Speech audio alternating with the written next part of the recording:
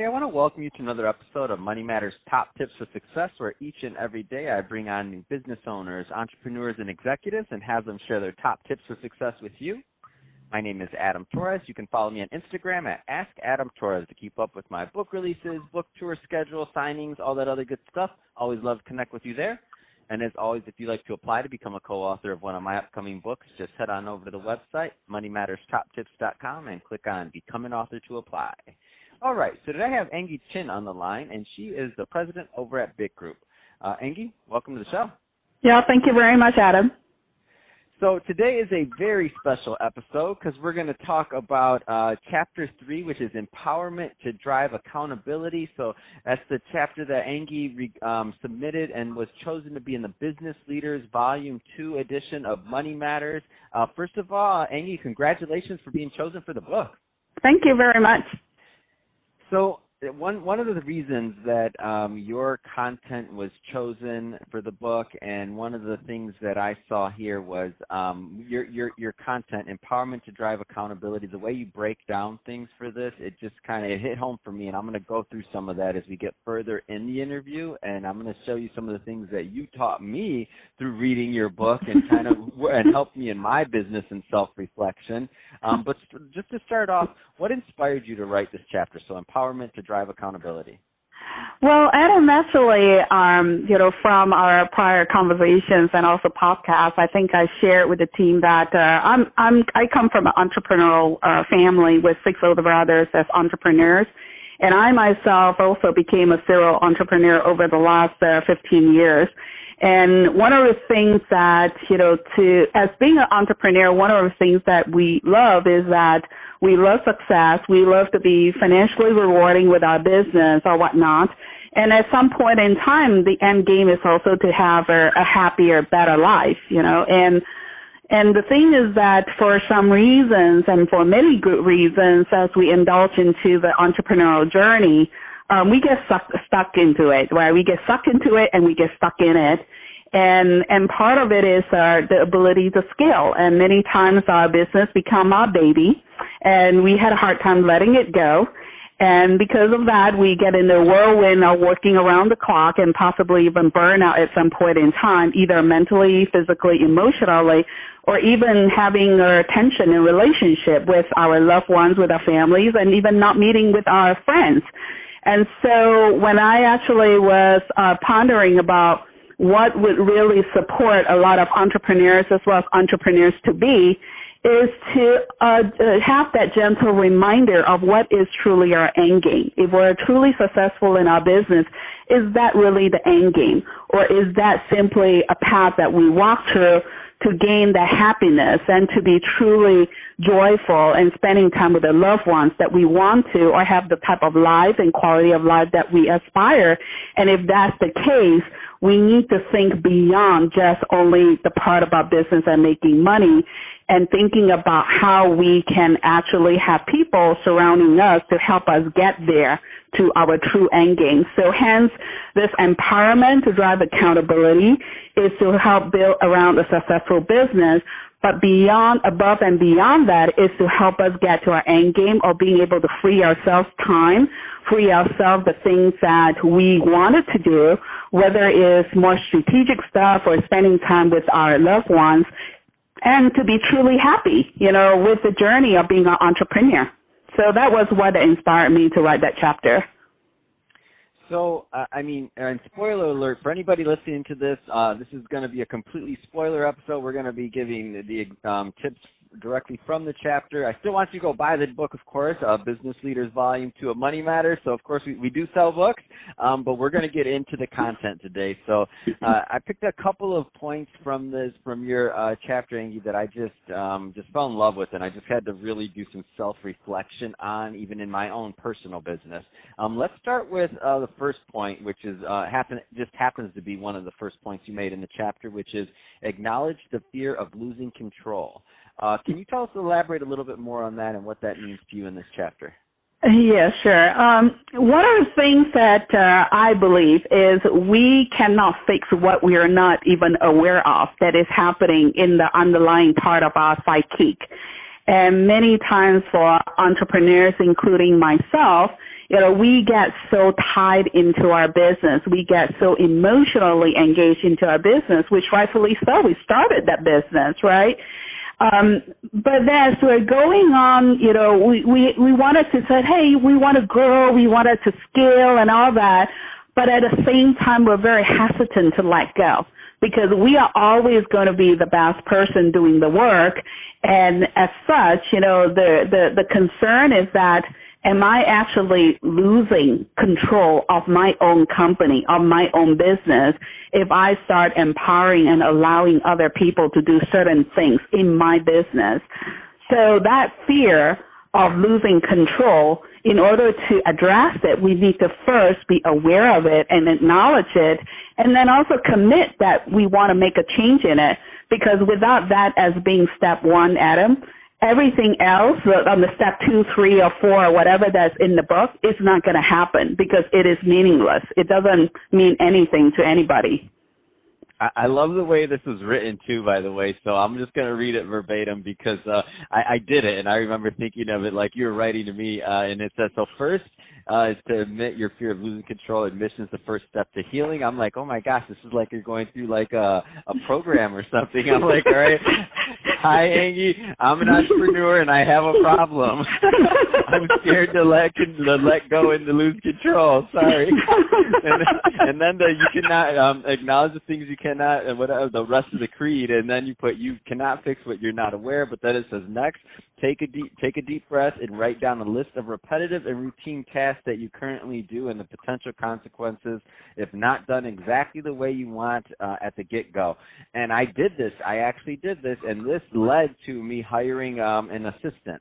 And literally, I read this, and I'm like, so after I did that list, I was like, why am I doing these other things? Like, it's not the end of the world if this repetitive email that gets sent out or if this other thing is done. And in worst case scenario, it gets done a day later. I'm already doing it a day later anyway if I'm too busy because it's not a high priority task. So why am I doing this? So thank you for that one. You're welcome. So I'm still taking deep breaths and I'm still going through things, but I can say that saved me a ton of time. The next one that I'm a huge fan of is the whole, let me get the exact name. So number 4, you said, are you the bottleneck? And this was the hard one. So I went through these in order, but part 1, I admitted I had a problem and I wrote it down and I realized, okay, Adam, you need an assistant. So hired that. And so now when I got to this one, this one hit home even harder. Are you the bottleneck? Give us a little bit more about that one and what it means to you. Sure. What I mean by that particular bullet point is that when we go through the awareness, we embark into the journey of healing, and many people like yourself, they said, okay, we're going to leverage on other resources to help us do certain things that we are currently doing, so we free up time for yourself. But at the same time, on bullet point number 4, some of the things that as entrepreneurs we put that stipulation in place is that we still want to approve everything under the sun. We still need to make sure that everything is done exactly and perfectly the way we want it to be, as if we were the arms and the legs doing it. And as such, if you think about it, right, if you have only a couple of employees or team members that are just coming to you for approval. Adam, can you approve this? Adam, can you approve that? Before I book this or before I make the decision on that. It maybe is still manageable, but if you have a business that you truly want to scale and you have 10, 20, 30, 40 people all coming to you for approval, all coming to you for a decision to be made, then it becomes impossible at a different level, even though you have resources to support that and you hire team members who are talented in their respective areas, but you're not giving them the authority and the power within the spectrum of their role and responsibilities called upon for, then you become the bottleneck because everybody is waiting for you. Everybody is queuing up, almost like this, medical cleaning emergency room thing that it never clears, and everybody is waiting for more than hours and hours just for you, right? Then the stress is not going to go away. As an entrepreneur, it becomes very stressful when your mailbox had, 300 emails waiting for you and 200 in your outbox that is still waiting to be done. I mean, it's just a very different level of stress than you doing yourself. Is now you have people all surrounding you, almost like an army, military combat, and all waiting for you for approval. So that's what I mean by you being the bottleneck as an entrepreneur, that we being the bottleneck. Oh my gosh, Angy. I don't think you're on Twitter, and I don't think you saw this, but you just keep speaking to me, and like you're like the entrepreneur seer. I literally 3 days ago I tweeted, ask Adam Torres. Pretty proud. Email inbox down to 17. 10 of those are interviews I need to send to be edited. Down from 300 plus emails. Life is good. I just tweeted this. I'm not joking. 3 days ago. And you just now said 300 emails. Chills. Good job. So let's and just for everybody listening, I mean, there's plenty of other great points here. We're going to go through one more just for time constraints, but go out, get the book, of course. This will help you. Then you'll have them all. But another one that Angy talks about is hire tough and train hard. Love that point that you made. Let them walk. I mean, see how I throw these cliffhangers out there? Everybody go get the book, right? But the last one that we will cover today is Hang Your Ego at the Door. And this story of the $20 million man, that one was like, whoa, that one hit me in the gut. Let's get into that one. So first, let's tell the story and then what it meant for you. Yeah, so on this particular observation, actually, a client and a friend of mine, he actually, I gave him a lot of respect, because I think for all of us, we're all human. We all have ego. We all have pride, as an individual, as an entrepreneur, as a professional. At the same time, I think is really deep down who we are and what we want, and really accepting that and not necessarily conforming to what other people expect of us. So this particular gentleman, he is very, very good with building businesses, growing businesses, but he knows that as his company approaches the $20 million mark, there are a lot more things that is required of him, not just being an entrepreneur that runs around the show and having, direction and control on his business, but he has to hire a lot more people, and he was coming to a point that he himself realizes he doesn't have that executive experience to manage the company to where it needs to be to go from 20 million to, let's say, 30, 40, 50 million. So he actually came down down to Jesus, understanding of himself and what he wants. And he said to me, he said, Angy, at that point in time, I decided that it's better that I sell my business right around that point when I don't want to be hiring another professional CEO to run the show. And I couldn't let go, but I also enjoy building businesses and being in it at the same time. So I don't think I can take a company to $100 million on my own in the way that I run it. So he decided that for every company he built, he was going to sell it right around that $20 million mark, whereby the team, the number of hit counts and whatnot is going to go beyond his control. So he did that 3 rounds, actually, and happily retired, earned his pot of gold, enjoying his grandkids and touring around the world and doing the things that he wanted. But I think the lesson learned and the takeaway is truly understand your style and who you are and what you are willing to do and literally have that honest talk, because at the end of the day, we can put up a pretense or whatnot to everybody around us, but we still need to get to bed with ourselves, and we still need to acknowledge who we are sleeping with, which is ourselves. So I think the key notion here, hang the ego at the door, is to really have that deep understanding and put that pride away of what the society expects of you. Maybe your other friends and entrepreneur friends are looking at you to really understand that if you're in business, why are you in business, and how do you want to run your business, and to what capacity that maybe this is not the journey you want to continue anymore, and to have another new life adventure around the things that truly is deep down touching your heart of why you're waking up and breathing and excited every day. So that's that bullet point there. Wow. That one I was like, wow, the $20 million man. I mean, to do it once and then to just understand where your core competency was and to just know that you don't have to do, because I think sometimes entrepreneurs in general, and whatever your number is, so $20 million, I mean, or 1 million or whatever it is, doesn't matter. Or $1 billion, it doesn't matter. It might be $1 billion, who knows? But just in general, just to have that type of understanding of yourself and what you mean, what quality of living for you means, not just around money, but also about your function in your business. And for him to have that self-awareness to then exit and then do it 2 more times and just understand, I was like, wow, that blew me away. I didn't even know that existed.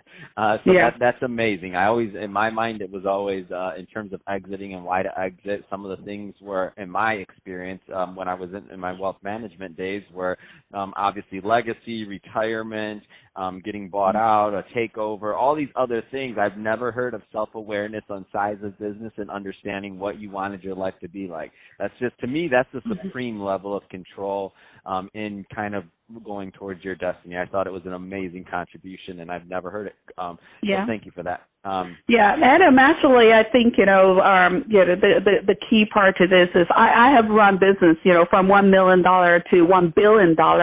And the reality is it's very different. When you're managing a $1 billion business, some people call it a lot more red tape, a lot more approval, a lot more layers, a lot more bureaucracy, whatever it is. And whether you're going in a public company or private company type of setting, there is still a lot of processes, a lot of knickknacks and administrative stuff that you, as the CEO at the helm, has to manage to. And sometimes, it's not fun. I mean, when I look at it, whether if I make a comparison of the days I was running a $1 million business versus I was running a $1 billion business, the days shape up very differently, and the activities that I engage in my 12-hour day is very different. In the $1 million business, I could be doing things, I could be talking to clients, I could be doing research and development with my employees or whatsoever. That is exciting.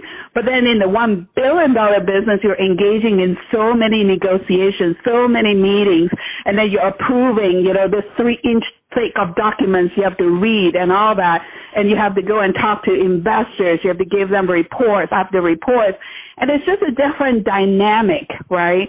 So you may be owners of either of this business size, but again, understanding the dynamic of what actually makes you happy, I think will help drive that decision a lot better. That's fantastic. Well, hey, that's all the time we have today. I'm sad because I could go on forever on this and talking to you. I love it, and thank you again for your contribution and your amazing chapter. And I was honored to be able to publish it and get your words out there. So thank you for that. And to the audience, as always, I appreciate you tuning in. I hope you got a lot of value out of this. If you did, don't forget to subscribe to the podcast, leave me a review, do all those great things that we do to support our podcasters. And Angy, thanks again for coming on the show and for your contribution to Money Matters Business Leaders Volume 2.